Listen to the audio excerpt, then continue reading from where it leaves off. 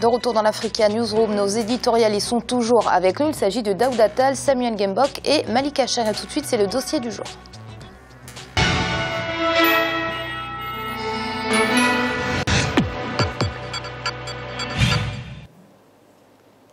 La République démocratique du Congo est engagée dans le processus électoral. Le pays est appelé à élire les conseillers municipaux, les députés provinciaux, nationaux, les sénateurs ainsi que le président. 11 scrutins organisés entre 2015 et 2016. Toutefois, au-delà des considérations politiques, la question du budget semble ne pas trouver de solution. Il faut environ 1,2 milliard de dollars américains pour couvrir les besoins de l'ensemble de ce processus. C'est un reportage de notre envoyé spécial en République démocratique du Congo, Jacques Amboka.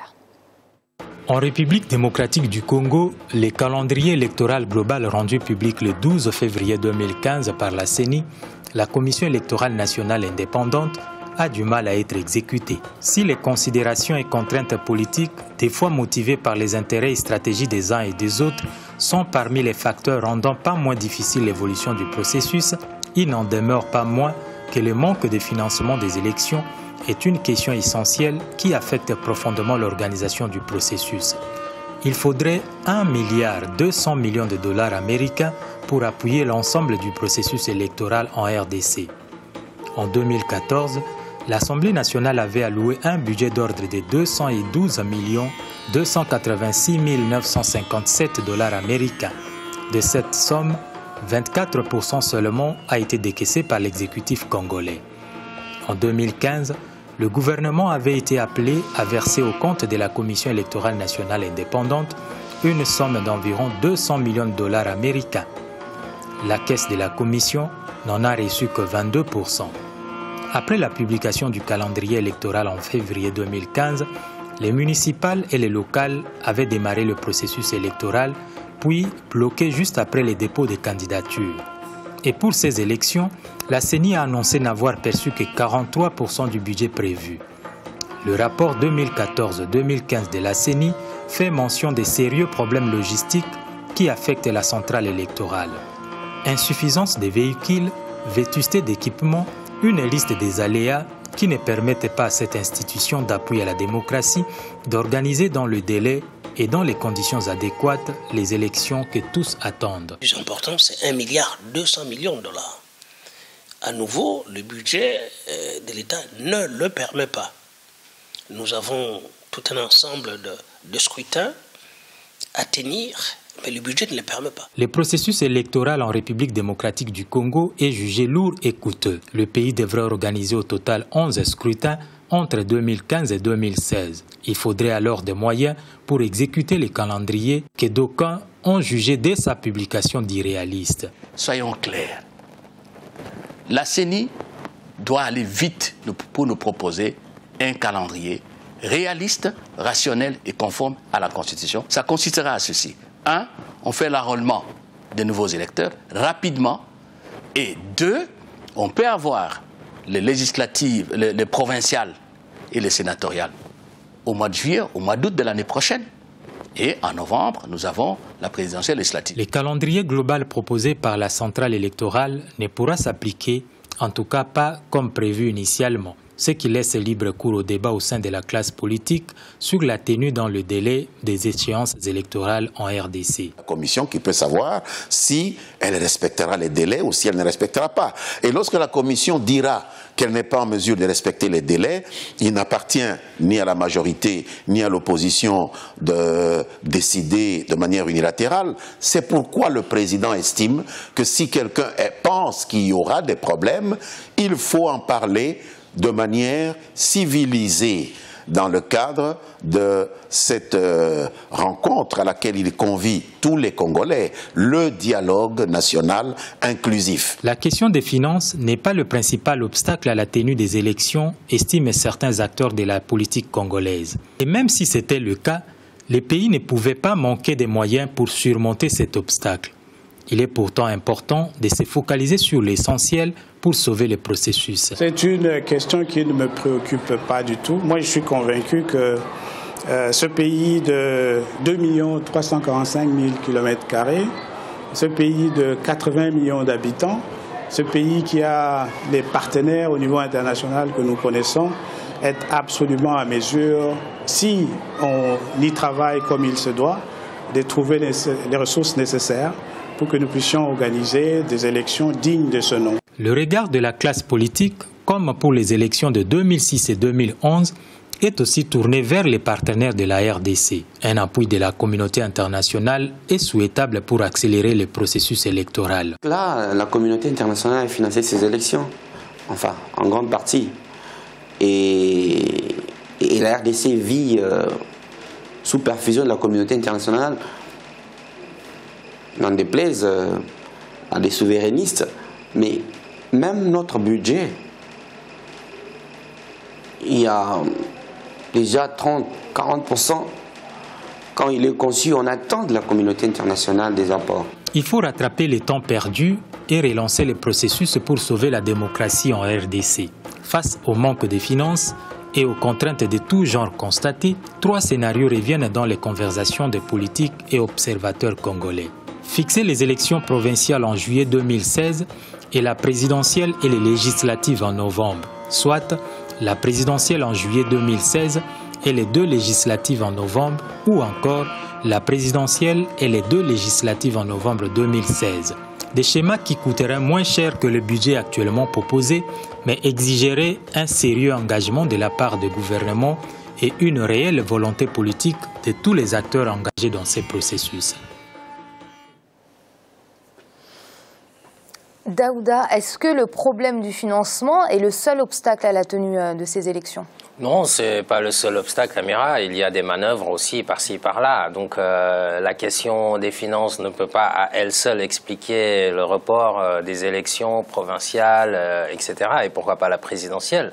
Donc je pense qu'à ce niveau-là, il faudrait que le jeu politique en RDC soit plus fluide, plus lisible de la part de l'ensemble des acteurs politiques, ce qui n'est pas le cas aujourd'hui, parce qu'on ne peut pas comprendre que l'on aille vers des élections présidentielles, alors même que ceux-là qui doivent superviser ces élections sur le terrain ne sont pas forcément élus.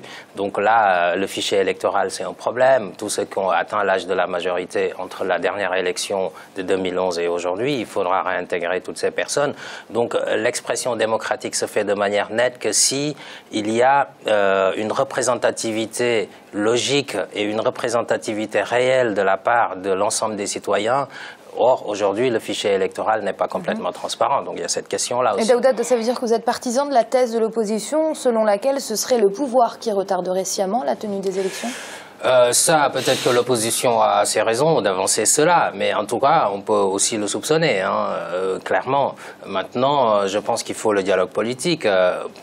On n'a pas la preuve concrète de cela, mais quand on lit ce qui se passe, c'est aussi, on peut donner raison quelque part à l'opposition. L'important, c'est que pour le pays, et parce que c'est ça qui est important en définitive, que les élections se déroulent de manière transparente, de manière paisible. J'espère cela pour la RDC en tout cas. Et puis dernière chose, sur la question du financement, il faut qu'on arrête en Afrique d'aller chercher des moyens extérieurs pour financer nos propres élections.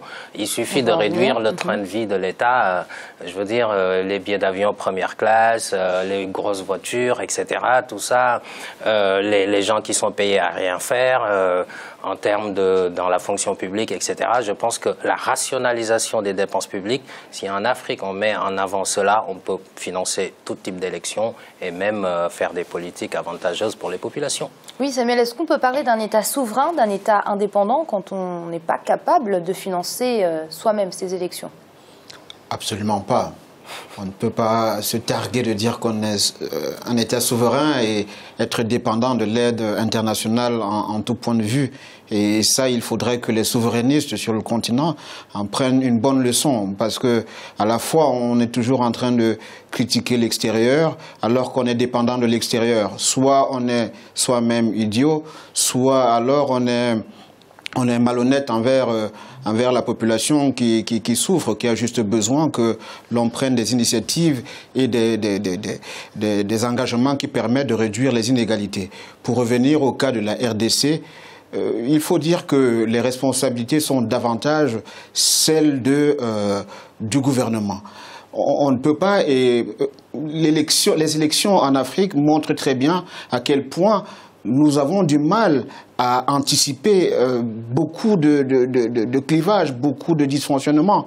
On attend toujours la dernière minute pour se réveiller, pour faire des choses à la va-vite, avec tout ce que cela comporte comme risque de déstabilisation.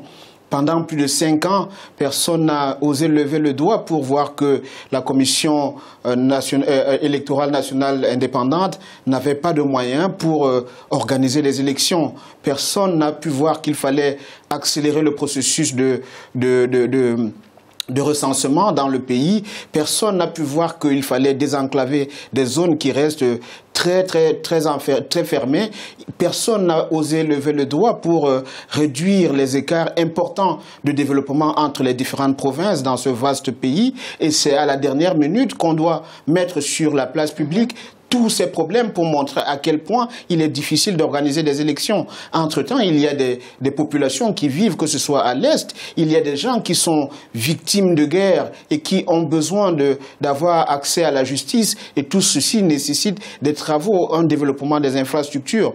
Et il est regrettable de constater que, à la veille, à quelques mois des élections, que la Commission nationale électorale indépendante soit encore en situation de ne pas pouvoir avoir les moyens qui lui permettent d'organiser les élections. C'est absurde, c'est totalement inacceptable. Donc je pense qu'en République démocratique du Congo, il faudrait que les gens prennent compte que c'est un grand pays et l'avenir du continent dépend même de ce grand pays. Il est très vaste, il a des richesses énormes, un potentiel économique inestimable. Et donc, à chaque fois que le pays restera fragile, c'est l'ensemble de la région, c'est l'ensemble du continent au sud du Sahara qui sera sous des problèmes importants.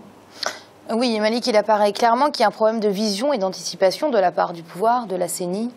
Oui, on est toujours... C'est à l'approche des élections qu'on pose toujours ces problèmes. On ne règle pas, c'est des problèmes structurels qu'il faut régler bien en amont. Et on a toujours ce débat entre l'opposition et le pouvoir sur comment organiser ces élections, comment avoir le financement nécessaire, qui va, par exemple, siéger dans les commissions électorales. Donc c'est en Afrique, malheureusement, dans beaucoup de pays africains, c'est toujours le sujet qui précède les élections, qu'elles soient législatives ou présidentielles. Donc il y a un véritable problème. Samuel et Daouda l'ont souligné. Autrement dit, je suis particulièrement d'accord avec Samuel, sur ce qui vient d'être dit. Les problèmes, c'est des problèmes structurels. Quand vous avez des régions enclavées, quand vous avez des problèmes de distribution des bulletins de vote qui se font par avion et pas par route, c'est normal que ça coûte cher des élections. C'est là le problème, parce qu'on ne s'attaque pas foncièrement au fond du problème. Si on développait des régions, si on maillait le territoire davantage sur le plan routier, on n'aurait pas tous ces problèmes, on aurait des financements qui seraient moins conséquents, on ne ferait pas appel à la communauté internationale. On parlait de la question de la souveraineté. Oui, vous avez des États, et Samuel l'a très bien dit, des États qui disent nous sommes des pays souverains, et puis finalement à l'approche des élections, écoutez, j'aurais besoin, excusez-moi c'est un peu caricatural, mais le gouvernement qui dit que j'aurais besoin de l'Union européenne, du concours de certaines organisations internationales pour organiser les élections et souvent pour pouvoir rester au pouvoir. Donc c'est un problème majeur et j'espère que la RDC saura résoudre cela. Moi j'ai des inquiétudes quand je vois qu'il y a 11 élections qui sont en train qui vont venir entre 2015 et 2016. J'ai peur des tensions qui peuvent ressurgir aussi. Vous avez des régions qui sont instables comme la région du Kivu. Comment on va déployer les bureaux de vote dans ces régions-là? On ne sait pas, c'est un grand problème qui n'est pas posé. Donc j'espère que ça servira de leçon pour les autres pays africains. On ne peut plus rester dans ces situations de blocage. Après, on s'étonne qu'il n'y a pas d'alternance démocratique en Afrique. Voilà, parce qu'on n'a pas résolu le problème principal. C'est comment prévoir cette alternance. Comment avoir des élections apaisées? On ne pose pas réellement ces questions-là. Et le fond du problème, comme on l'a dit sur ce plateau, c'est le financement des élections. Et c'est l'heure de marquer une nouvelle pause. On se retrouve très vite pour la suite de l'Africa Newsroom. À tout de suite.